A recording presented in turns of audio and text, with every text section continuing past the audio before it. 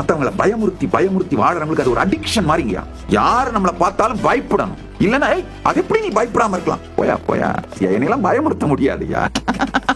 பயத்தால் உங்களை பயமுறுத்த முடியவில்லை என்றால் யாவானாலும் உங்களை ஏதும் செய்ய முடியாது. என்னை அழிக்க நினைக்கின்ற, என்னை எதிரியாக நினைக்கின்ற என் எதிரிகளுக்கெல்லாம் இருக்கின்ற ஒரே பிரச்சனை என்னன்னா, என்னை பயமுறுத்த முடியலையே. ஆக்சுவலா நான் ஒரு பயந்தா மாதிரி நடிச்சேன்னா கூட போதும், அவங்களுக்கு ஒரு திருப்தி வந்துடும். பயத்தை எனக்கு காட்ட முடியலையேன்ற அந்த கடுங்கோபம் தான் அவர்களுடைய தாக்குதலை அதிகமாக்கிட்டே போறாங்க.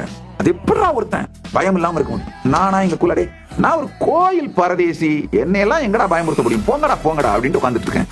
அண்ணாமலையார் கோயில் தயிர் சோறு புளியோதரை அவரு பிரசாதத்தை தின்னு வளர்ந்த கோயில் பண்டாரண்டா. எங்க மசில் மெமரியில எல்லாம் பயோ மெமரியிலயோ காக்னிட்டிவ் இன்டர்பிரிட்டேஷன்ல பயம் எல்லாம் வராதுடா. போங்கப்பா போங்கப்பா. அடுத்த வீடு பாருங்கப்பா.